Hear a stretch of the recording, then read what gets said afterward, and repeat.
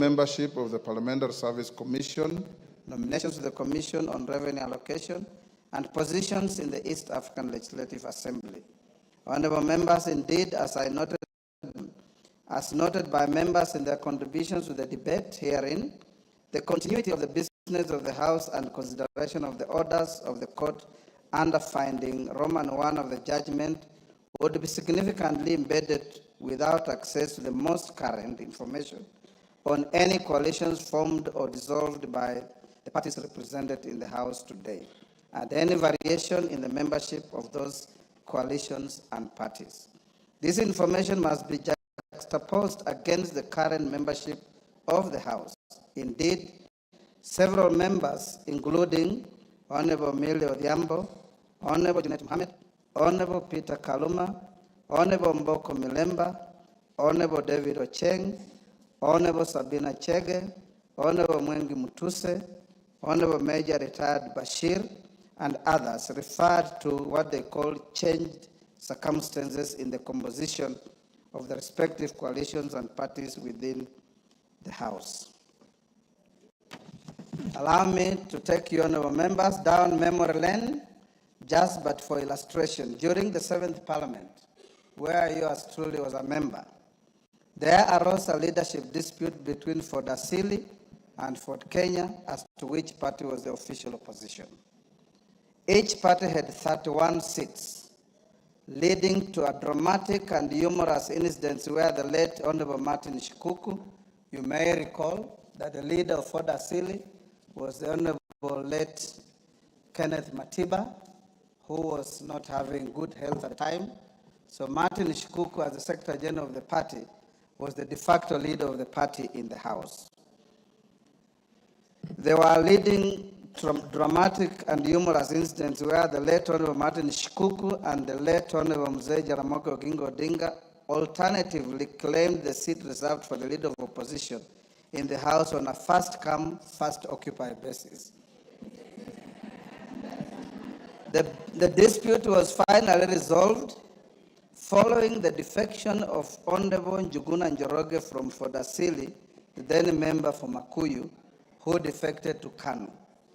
Thereafter, Ford Kenya became the de facto official opposition party, with the Honorable Jaramogi Oginga Odinga as the leader of the official opposition, subsequently followed by the Honorable Wamalwa Kijana after the demise of Mzee Odinga.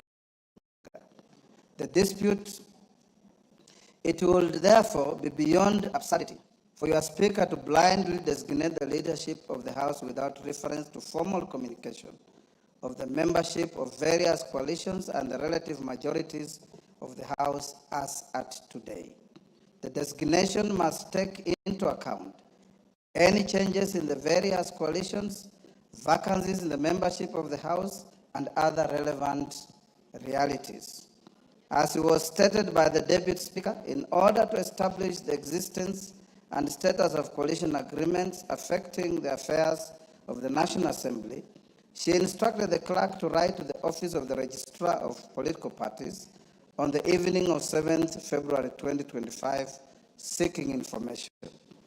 A, membership of the 21 political parties represented in the National Assembly in any coalition, including coalition political parties, and the dates relevant to the membership. Any variations in the membership of the coalitions and coalition political parties and the dates of the variations.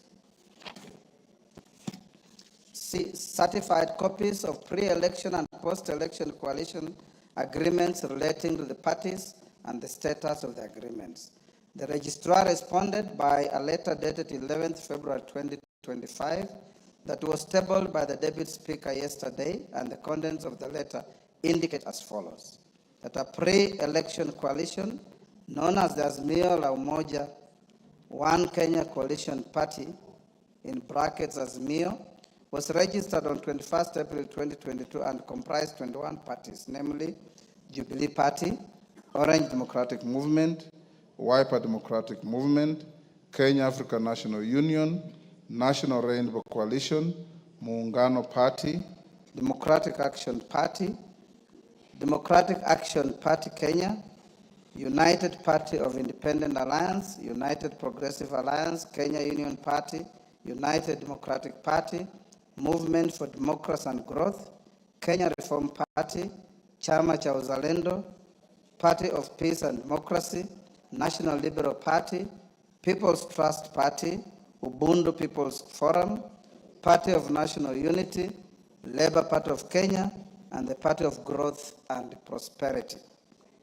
That a pre-election coalition known as the Kenya Kwanza Alliance was registered on 3rd June 2022 and comprised 11 political parties, namely United Democratic Alliance, Amani National Congress, Forum Kenya, Chama cha Kazi, Communist Party, the Service Party, Tuchibebe wa Kenya Party, Farmers Party, Devolution Party of Kenya, Economic Freedom Party, and the Umoja na Maendeleo Party. That a post-election coalition agreement was entered into on 5th September 2022 between the Kenya Kwanza Alliance and 4 additional parties, namely the Democratic Party of Kenya, National Agenda Party of Kenya, Grand Dream Development Party, and Chama cha Mashinani. The letter from the Registrar of Political Parties did also convey that 5 parties had exited the Azimio la Umoja One Kenya Coalition Party, namely the People's Liberation Party, formerly the National Rainbow Coalition Kenya, on 6th December 2024, Maendeleo Chapchap Party on 25th January 2024, Devolution Empowerment Party on 11th April 2023, United Democratic Movement on 22nd November 2023, and Pamoja African Alliance on 27th February 2023. Suffice to mention, members, that the People's Liberation Party, formerly National Labour Coalition, does not have representation in this House. That the Amani National Congress was in the process of dissolving the party to collaborate with the United Democratic Alliance. That the Movement for Democratic and Growth, MDG, of exiting the Azimio la Umoja One Kenya coalition, but was yet to finalize its exit from the coalition political party. That as at 11th February 2025, the Pamoja African Alliance, PA, Maendeleo Chapchap, MCCP, United Democratic Movement, UDM, and the National Ordinary People Empowerment Union, NOPEU, are not members of any registered coalition or coalition political party.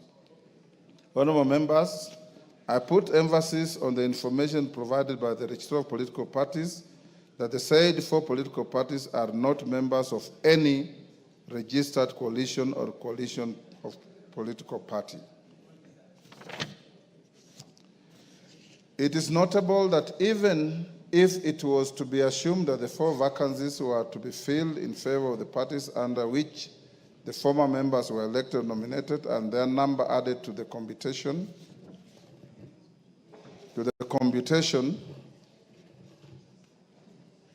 of the 2 coalitions, the Azimio la Umoja One Kenya Coalition Party would still not attain a majority of the members in the House. Honorable members, my reference to the Gazette notices relating to the election of members at the last general election and the current vacancies with respect to Banisa, Magarini, Ugunja, and the resignation of the Honorable John Badi, the current composition of the National Assembly by individual political parties in alphabetical order is as follows. Amani National Congress, 8. Chama cha Mashinani, 1. Democratic Alliance Party of Kenya, 5. Democratic Party DP, 1. Fort Kenya, 6. Grand Dream Development Party, 1. Jubilee Party, 28. Kenya African National Union, 6. Kenya Union Party, 3. Maendeleo Chapchap, 2. Movement for Democracy and Growth, MDG, 1. National Alliance Party of Kenya, 1. National Ordinary People Empowerment Union, NOPEU, 1. Orange Democratic Movement, ODM, 83. Pamoja African Alliance, PA, 3. Service Party, TSP, 2. The United Democratic Alliance, UDA, 145. United Democratic Movement, UDM, 7. United Party of Independent Alliance, UPIA, 2. United Progressive Alliance, UPA, 1. Wiper Democratic Movement, 26.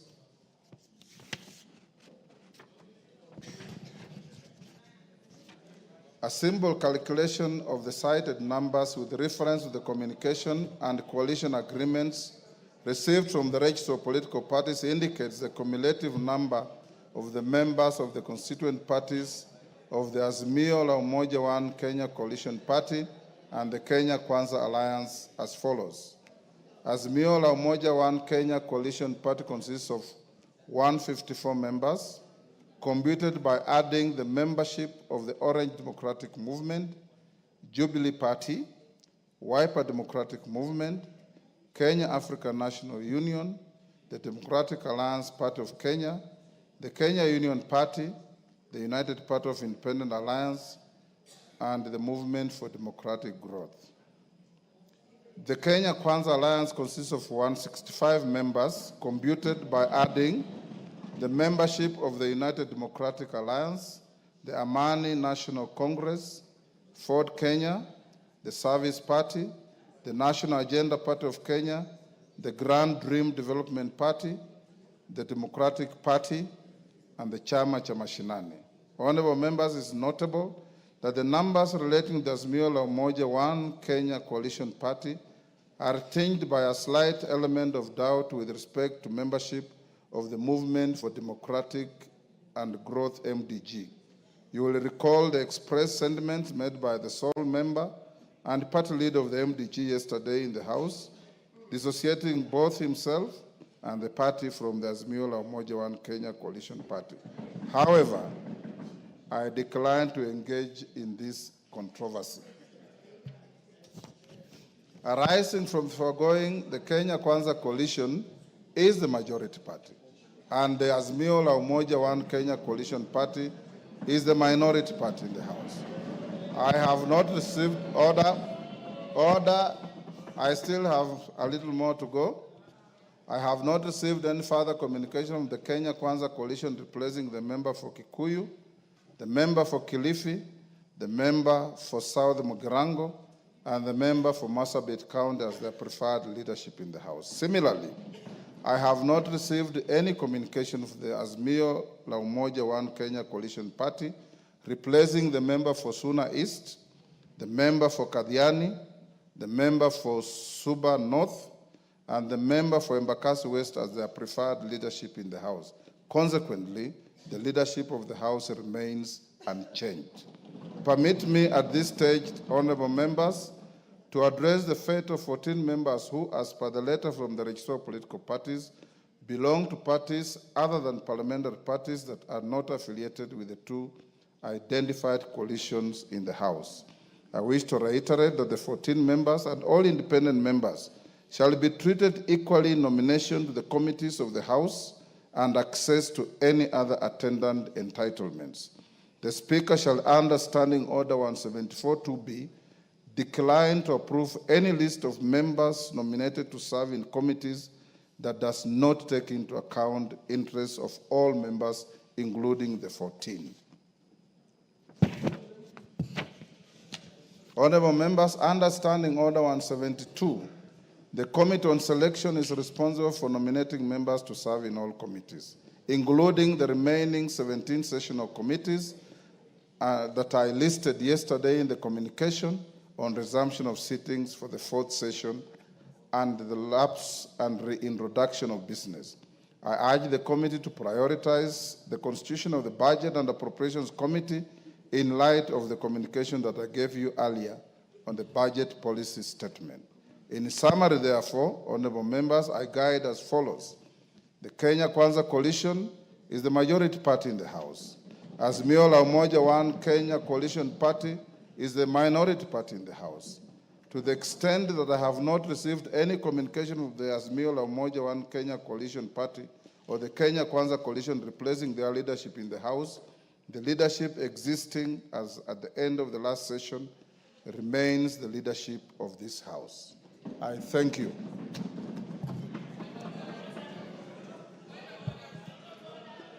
Yes, Millie, this was your point of order. Honorable members, I am not opening any debate.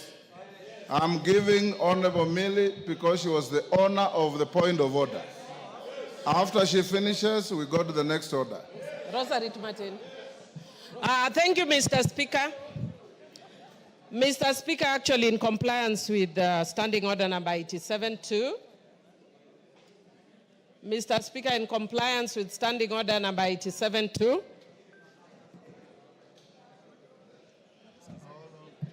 somebody was calling me.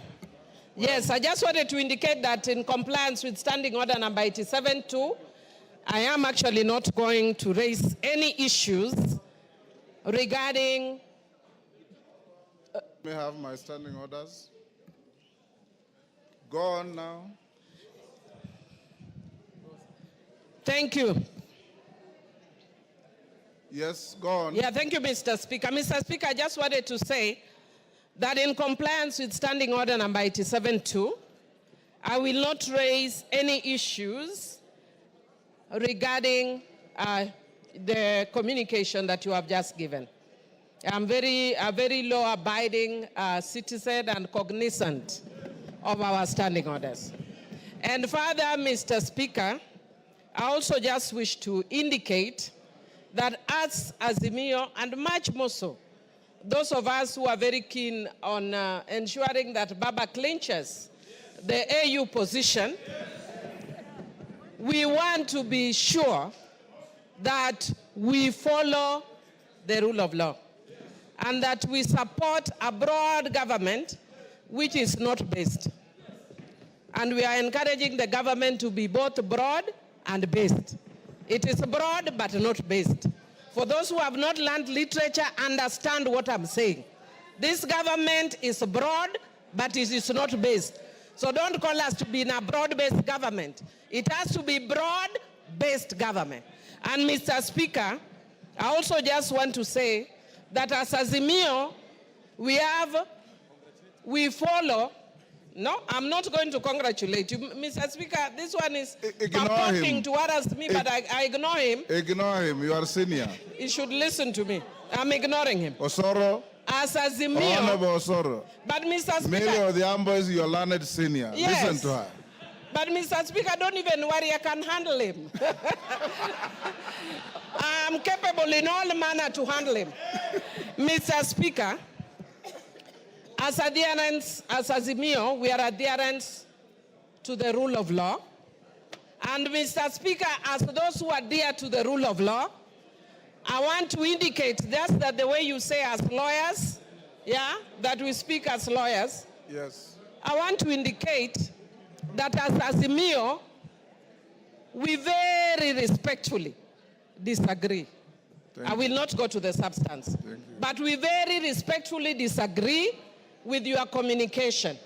And Mr. Speaker, I want to say, again, a philosophy in my local community that says, "Ngamatek konyono kwesimeru."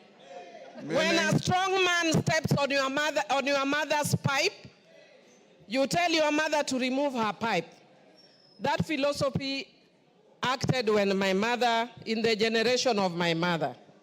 In my generation, if angamatek onyono kwesimeru, you point at the eyes.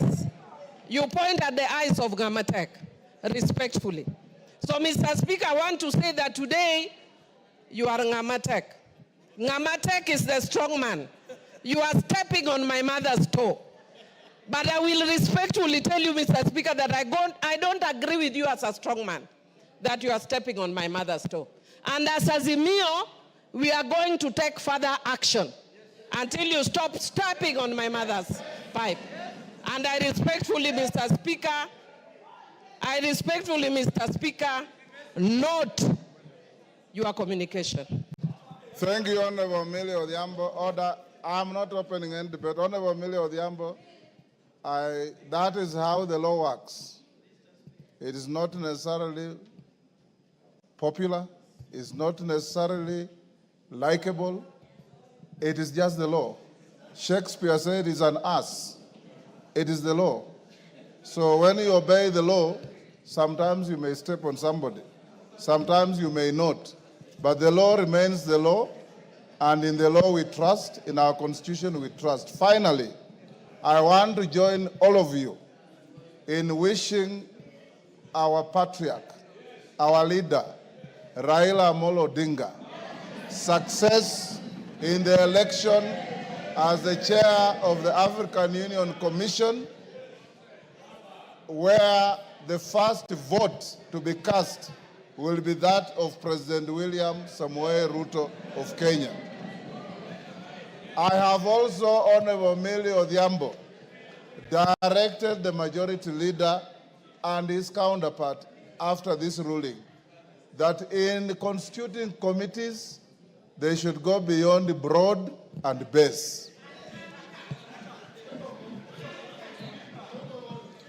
Order, I will not open any debate. Next order.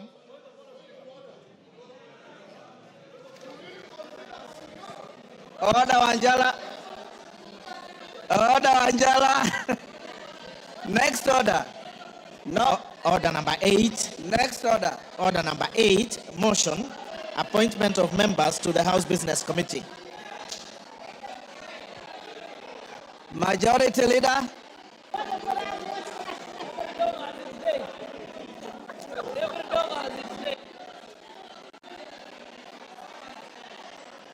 Majority Leader.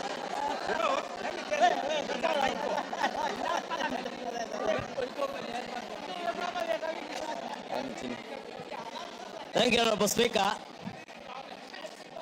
Honorable Speaker, I beg to move that pursuant to the provisions of Standing Order 17.1, Order, members. Those who are recessing, recess quietly.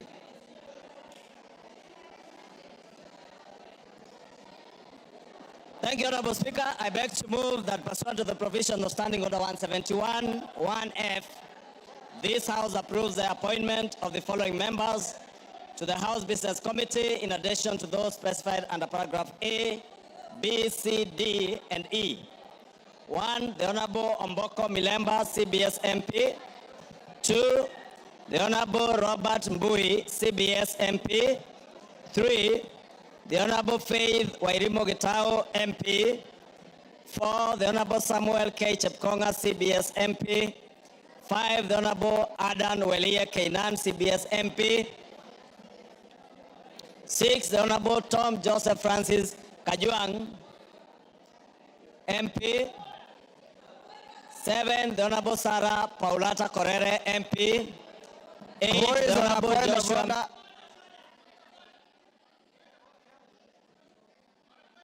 Order, Honorable Kajuang, you cannot call for order when you are not orderly. What are you doing where you are? Order. We have moved to the next order and proceed. 7, the Honorable Sarah Paulata Korere, Pardon? MP. Why is he? Order, I did not give a chance to anybody except the mover of the notice of motion. Go on. Ichungwa, go on. 8, the Honorable Joshua Mbidi Mwalio, MP. 9, the Honorable Umul Ker Kasim Sheikh, MP. Honorable Speaker, as members may know, this is a very critical committee.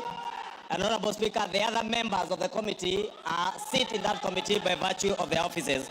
And with those few remarks, I beg to move and request the Honorable Aden Kainan to second the motion in agreement. Kainan. I second, Mr. Speaker.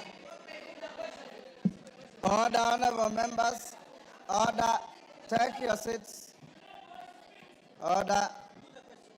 Honorable members. Order.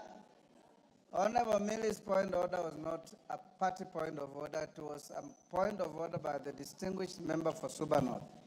And upon delivering the communication, I dutifully gave her an opportunity to say what she said. And that has ended that matter. We are now on order number 8. I now propose the question. which is that pursuant to the provision of Standing Order 171-1F, this House approves the appointment of the following members to the House Business Committee, in addition to those specified under Orders A, B, C, D, and E. Honorable Mboka Milemba, CBS MP. Honorable Robert Mbui, CBS MP. Honorable Faith Warim Gitao, CBS MP. Honorable Samuel K. Chepkonga, CBS MP. Honorable Adan Walia Keinani, CBS MP. Honorable Mboka, I'm proposing the question. I've not put any question. So actually you're out of order. Honorable Tom Joseph Francis Kajwang, CBS MP. Honorable Sarah Paulata Correa MP. Honorable Joshua Mbizi Mwali MP. Honorable Omulher Kasim Sheikh MP. Yes, yes, Cynthia.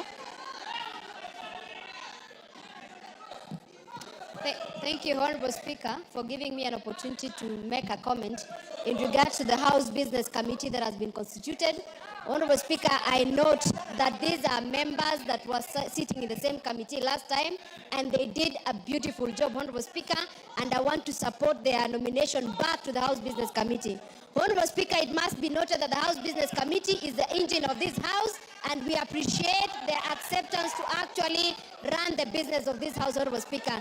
Honorable Speaker, I support their nomination, and I urge the honorable members of this House to support it, so that, Honorable Speaker, we can continue and start business that is important to this House, so that I can be able to serve the people of Kenya. We can ensure that the House Business Committee members are able to schedule our business, Honorable Speaker, so that I can be able to dispense matters that matter to the people of Kenya. I support, Honorable Speaker. Yes, Junet. Honorable Junet. Order. Order. Members standing around Honorable Junet. Honorable Junet, take your seat for a minute. Members. Mr. Speaker. Order, Honorable Junet, just hold. Honorable Babowino. Order. Honorable Babowino. Take your seat. When the Speaker calls you out, you don't have to stand up. This is not a classroom. You are rarely in this House. And when you come, you want to cause disorder. Take your seat. Order, Honorable Junet. I've given you your point of order. Mr. Speaker, I have no intention to speak about your ruling, Mr. Speaker. I want to speak on the matter that is before the House now. Mr. Speaker, under instructions from our parliamentary group, Mr. Speaker, before you put the question, I have been asked to convey to you on the floor of the House that we have withdrawn our members from the House Business Committee, Mr. Speaker.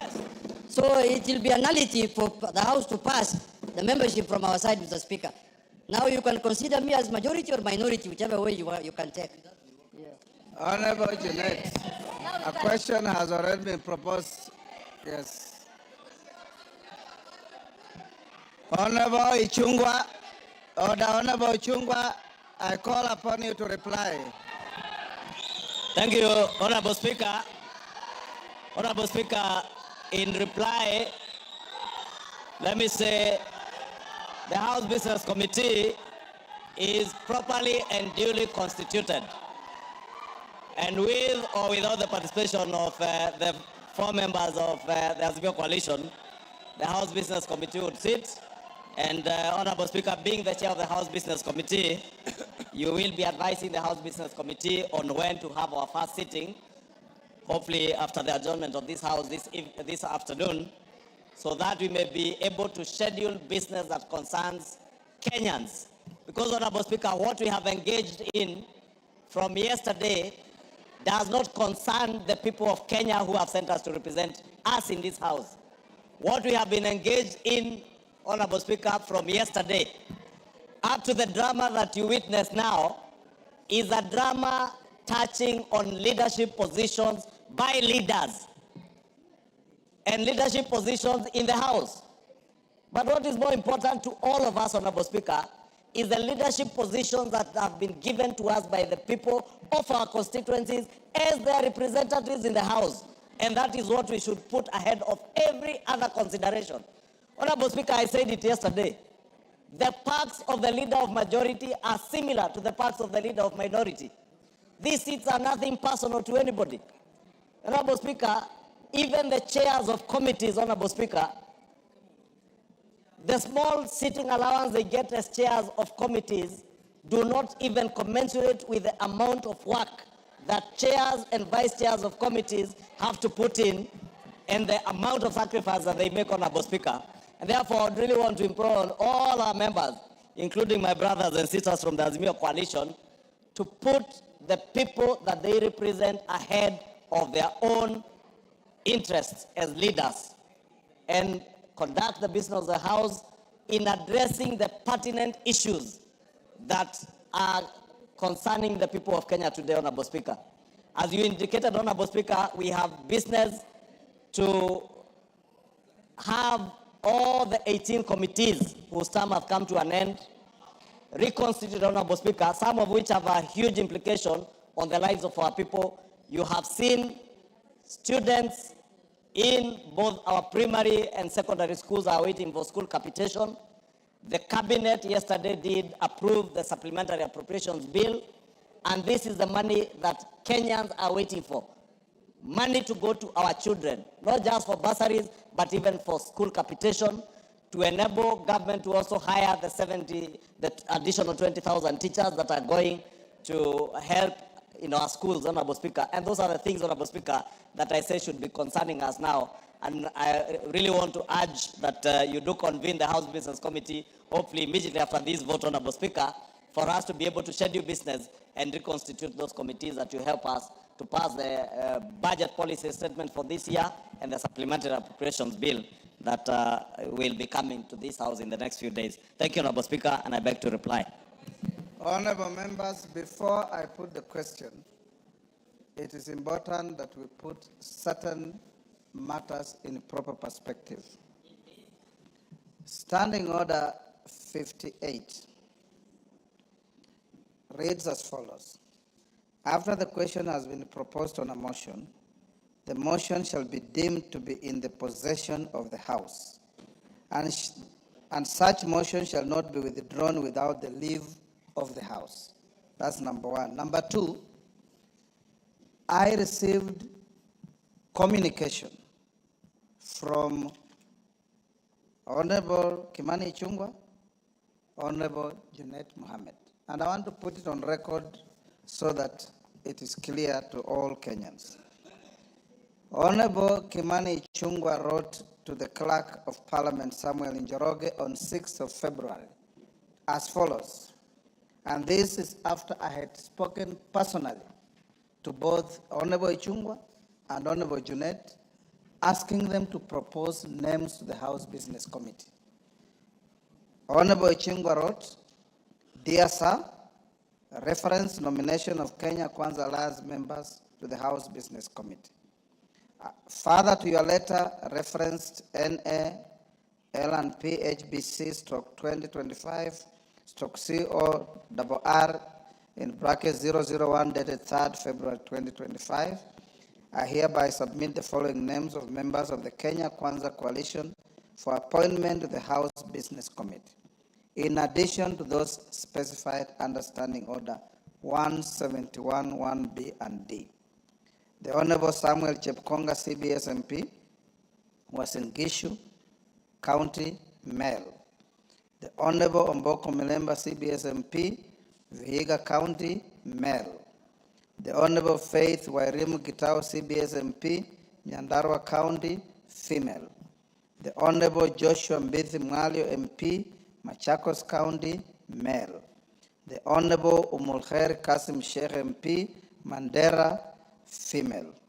Yours sincerely, Honorable Kimani Ichung'wah, AGH MP, Leader of the Majority Party, copy to the Right Honorable Dr. Francis Moses Masika Wetangula, AGH MP, Speaker of the National Assembly. On the 10th of February, I received a letter from the Honorable Junet Mohammed, addressed to the Clerk of the National Assembly. Dear Sir, reference nomination of members to the House Business Committee. Your letter dated 3rd February 2025, reference NALP HBC stroke 2025 stroke CORR 001 refers. The minority party nominates the following members to the House Business Committee in accordance with the standing orders. The Honorable Mbui Robert MP, the Honorable Francis Kajwang Tom Joseph MP, the Honorable Wali Adan Kainan MP, the Honorable Korere Sarah Paulata MP, yours sincerely, Junet Mohammed, Honorable EGH MP, Suna East Constituency, leader of the minority party in the National Assembly. At the time the Honorable Junet wrote this letter, the judgment under contestations that has gone on yesterday was already out. And he knew and designated himself, rightly so, as the minority leader. I call out today for the motion to be moved. The majority leader moved the motion, and it was seconded by the Honorable Kainan. Once a motion is moved, you can either move an amendment seeking the necessary support from the House that shall be put to a vote, or you keep your cool. You do not change the content of a motion by picketing on the floor of the House and making statements that are completely unparliamentary and unhelpful. As it is now, the motion that you are going to vote to is properly the House, fully carrying the names of both sides of the House, the majority and minority, and upon voting on the motion, I direct all members who, if they're passed by the motion, to go to room 9 for the first meeting of the House Business Committee to schedule business for tomorrow. And this House must, and I repeat, we have a greater duty to the people of Kenya than the shenanigans that we want to display here. The mover of the point of order yesterday, Honorable Millie Odhiambo, said she respects the outcome. She doesn't agree. That is part of fair game in an arena that is judicial or quasi-judicial, like this House. Like I said, we go to court, you lose a case, you don't fight the judge, you don't insult the judge, you say, much obliged, my lord, you'll come to fight another day. That is how the law works. I now put the question, honorable members, that pursuant the provision of Standing Order 171.1, and I repeat, no member listed on this motion has been withdrawn, because the withdrawal of any member on a motion like this can only be through an amendment to the motion. I now put the question, which is that pursuant the provision of Standing Order 171.1F, this House approves the appointment of the following members to the House Business Committee in addition to those specified under paragraphs A, B, C, D, and E. Honorable Mboko Milemba, CBS MP, Honorable Robert Mbui, CBS MP, Honorable Faith Wairimu Gitau, CBS MP, Honorable Samuel K. Chepkonga, CBS MP, Honorable Adan Wailie Kainan, CBS MP, Honorable Tom Joseph Francis Kajwang, CBS MP, Honorable Sarah Paulata Korere MP, Honorable Joshua Mbithi Mwalio MP, Honorable Omulkhair Kasim Sheikh MP. As members of that opinion say aye. Aye. Will those of the contrary opinion say nay? The ayes have it. Honorable members, you may be upstanding, there being no further business in the House. The House stands adjourned until tomorrow, Thursday, the 13th February 2025 at 2:30 p.m. And before the Speaker's procession, members who have been approved to the House Business Committee move to room 9 immediately for the House Business Committee.